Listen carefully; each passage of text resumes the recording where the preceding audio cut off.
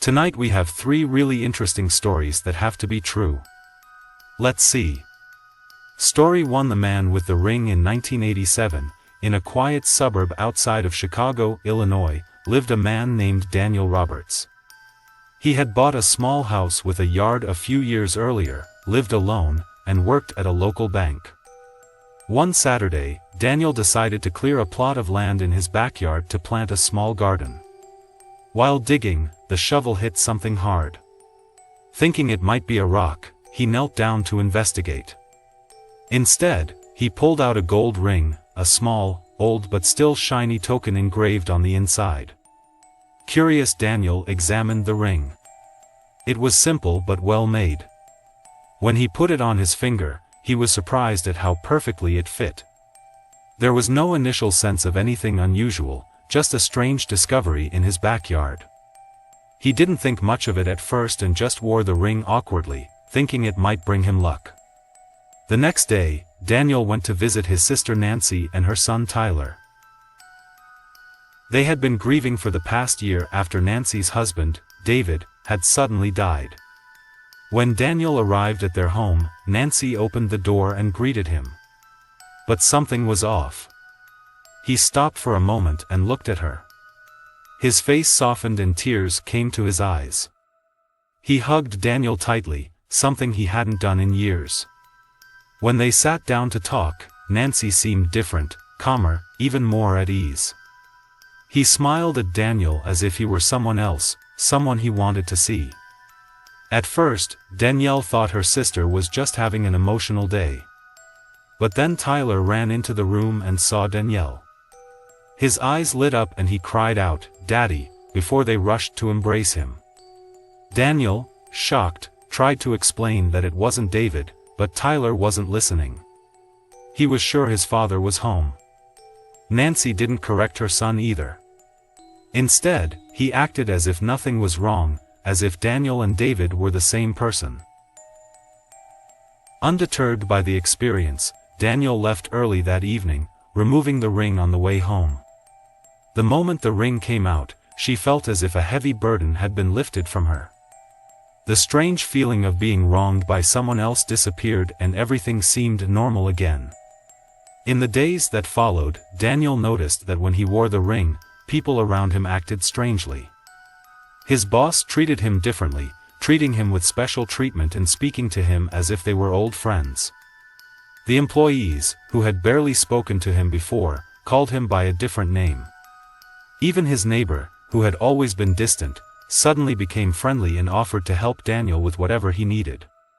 Whenever Daniel wore the ring, it became clear that everyone around him thought he was someone else, someone they knew, loved, or missed. It was as if the ring could change his identity in the eyes of others, making people see him as the person they cared deeply about but had somehow lost. The experience was disturbing and Daniel began to feel uneasy, not knowing what was happening and why the ring was affecting those around him. One day at work, Daniel took off his ring while sitting at his desk, needing a break from the strange treatment. As soon as he picked it up, the manager walked into his office and addressed him as usual, as if nothing had changed. There was an undeniable change in the way he was treated when he wore the ring and when he didn't. After a month, Daniel decided to stop wearing the ring altogether. He didn't know what kind of power it had, but he knew that the way it was changing people's perception of him wasn't right. It was uncomfortable to be treated like someone else, something you weren't. She put the ring away in a drawer, intending never to wear it again. However, Tyler, her young nephew, was still struggling with the loss of his father. Every time she visited Daniel, Tyler would ask her if her father was back. The pain in the boy's eyes was too much to bear. One evening, as Daniel sat at home thinking about his nephew, an idea occurred to him. What if, for just one day, Tyler felt like his father had returned, even if it was just a trick? He felt wrong, but he also felt like he might have given the boy some comfort. Daniel took the ring out of the drawer and put it back on, feeling its familiar weight on his finger. The next day he visited Nancy and Tyler. As soon as Tyler saw it, the boy's eyes widened with joy. Tyler looked up. "Dad," he said. He fell into Daniel's arms. "Where have you been?" Daniel played all day pretending that David was his son-in-law. Tyler smiled and laughed and hugged her tightly and never let go. It was a bittersweet experience. Daniel knew what he was doing wasn't real, but seeing the happiness on his nephew's face made him feel like it was worth it.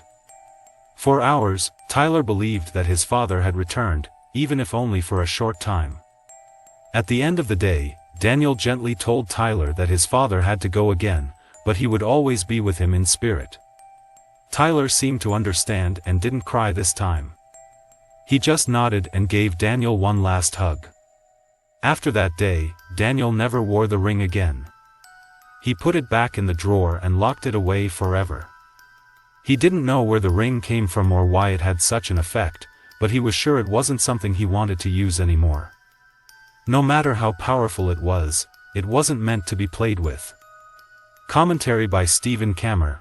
Segue story 2 Klepto Werewolf. In 1967, a woman named Clara Thompson moved to a small suburb of Richmond, Virginia. Clara has been a therapist for nearly 20 years, specializing in behavioral therapy. Her new home was a peaceful retreat after years of working in the fast-paced city. But soon after settling in, Clara noticed something strange about her new neighbor, Peter Redfield.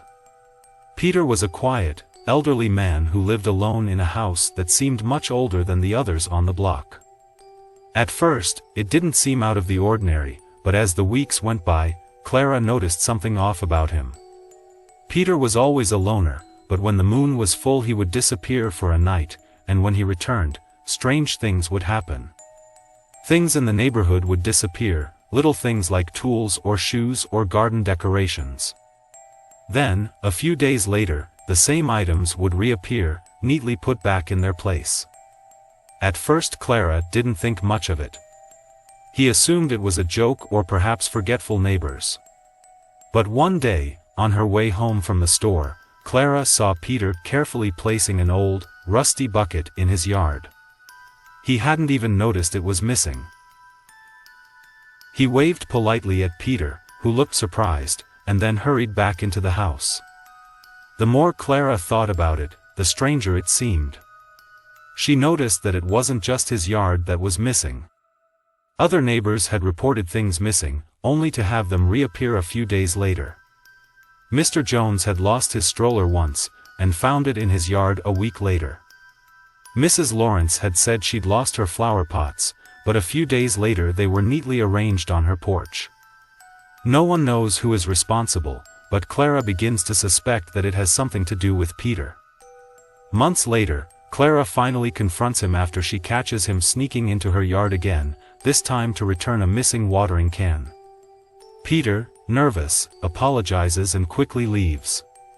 Fascinated by his behavior, Clara pays more attention to his strange comings and goings. She watches the full moon and notices that Peter will disappear like clockwork. And every time things in the neighborhood disappear and then quickly return.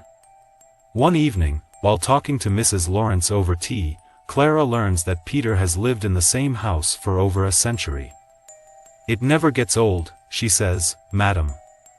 People here say he's been here longer than anyone can remember," Lawrence said, shaking his head. That made Clara even more curious, and she began digging into the town's history. What she found shocked her: reports of werewolf sightings dating back to the 1800s in the area, all centered around the land where Peter's house now stood. As a therapist, Clara had heard of many strange behaviors, but nothing like this. She began to connect the dots: Peter's disappearances, the lost objects, the werewolf legends. Peter wasn't just an eccentric old man, he was a werewolf, and his strange habit of returning stolen goods was part of a lifelong struggle to control his kleptocratic tendencies when he was transformed into a wolf. Instead of terrorizing the neighborhood like most werewolves would expect, Peter seems to spend his time repairing the things he acquired from his wolf form. He had been stealing things for ages during his transformation, but instead of being evil, Peter seemed to be overcome with guilt afterwards and returned everything he had stolen. Clara, as a therapist, found this fascinating. She decided to approach Peter and offer to help him with his kleptomania. Over time, they formed a strange friendship. Peter would come to Clara's house after full moon nights, often embarrassed by the things she took. They worked on strategies to help him stop, and over the years, Peter's thefts gradually decreased. He stopped taking gardening tools, clothing, and household items, much to the relief of the neighborhood. However, despite the progress, there was one thing Peter couldn't stop: Clara's favorite coffee mug. Whenever Clara left the cup, it would disappear after a full moon. Each time, Peter would sneak back into her yard and leave it on the porch, always apologizing. It became a running joke between them, with Clara teasing Peter that his wolf side couldn't handle the cup. As the years passed, Peter's transformations continued, but his kleptomania subsided with Clara's help. The neighborhood, unaware of his true nature, simply accepts him as a strange old man who occasionally misplaces things. Peter and Clara remain friends, bound by the mystery of his werewolf status and his quest to reclaim everything he took. Peter Redfield's story never made headlines and most of the town never knew the truth. For Clara, this was a unique chapter in her life as a healer who helped the centuries-old werewolf come to terms with his compulsive urges. But even with the progress they made, Peter could never stop the Grail. Stephen's commentary on Camera, Me, Segway 3 story. In the small, mysterious town of Aliceford, a clock tower has stood for over a century. It was the center of the town square, a proud symbol of the city's history and stability. Every day, without fail, the tower's bell would ring at noon, announcing the arrival of noon. For most people, it was part of the ancient rhythm of life that still worked after all these years. But to the children of Aliceford, the afternoon had another meaning, something strange that they could not explain. For as long as anyone can remember, the children of the town had noticed something strange every time the clock struck 12. When the bell rang, the shadows of the buildings, the trees, and everything around the town square would briefly tilt in the opposite direction for exactly 10 seconds. It wasn't noticeable to adults. They were always busy, going about their day. But children playing in the park or on their way home from school could see it. The shadows would change, as if the light source were coming from somewhere else, and then, just as quickly as it had started, everything would go back to normal. Strangely enough, none of the children ever talked about it with each other. It was a quiet observation that they all noticed but never questioned. And in time they would forget. As we grow older, the memory of slanting shadows fades, as do other childhood quirks. But when they were young, they were impossible to ignore. John Parker grew up in Aliceford, and like everyone else in the town, he saw the shadows cast on the ground. He didn't think much of it. As a teenager, his memory was hazy at best. By the time he was an adult, he had forgotten about it, like everyone else. He married, had a daughter, Emily, and built a life in Aliceford. The clock tower continued to chime every day at noon, and life in the town went on. Emily was 6 years old when the old memory came back to John. One day he came to her near the clock tower after playing in the park and asked her a strange question. He wanted to know about the man he had seen when the shadows moved in the opposite direction. John did not understand. She asked him what he meant, and he explained, as well as a 6-year-old could, that every time the clock struck noon, the shadows curved around the garden in the wrong direction. Emily explained that the man didn't move or speak, he just stood there with a wide smile on his face, looking at her. His eyes were nothing but dark holes and he had no nose. John didn't know what to make of that. He had forgotten about the slanting shadows, but hearing his daughter's description brought back memories of his childhood. The shifting shadows were real, he was sure of that. But the smiling man? That was something new. Over the next few weeks, Emily mentioned the smiling man several times. He told his father that the man only appeared when shadows moved, and that he always stood in the same spot, watching from afar. John asked around town, talking to other fathers and old friends, trying to see if anyone had heard similar stories. Some vaguely remembered the slanting shadows from childhood, but like John, they had forgotten about them as they grew older. None of them had ever seen the man. John had become more vulnerable. He decided to take Emily to the park himself before noon. He watched the clock strike 12 and the bell ring in the town square. He looked at the shadows, expecting something strange, but to his adult eyes there was nothing out of the ordinary. The shadows did not move. But Emily, who was standing beside him, took his arm and guided him toward the trees. "There he is," he said quietly. John couldn't see anything. After that day, Emily's description of the smiling man became more frequent. She told her father that the man approached every time the shadows curved, moving slowly toward her, step by step. He wasn't afraid, just curious, as if he was part of the game he didn't quite understand. But to John, it was all very wrong. He couldn't shake the feeling that something was going on that only the children could see. He tried talking to the city officials about the clock tower to see if there was any strange news. But no one took it seriously. The clock had survived for over 100 years without any problems. There had been no unusual observation, no explanation for the strange shadows or the smiling man her daughter had seen. As time passed, Emily grew older and, like John, forgot about the slanting shadows. The smiling man had faded from memory. By the time she was 8, he had never mentioned it again. It was as if the entire experience had been erased, a forgotten part of childhood that no longer mattered. But John couldn't forget. He often thought about the other children in town. Could they still see the shadows swaying? Had any of them seen the smiling man silently following them as they played by the clock tower? And what would happen if they didn't forget? And so, the story ends.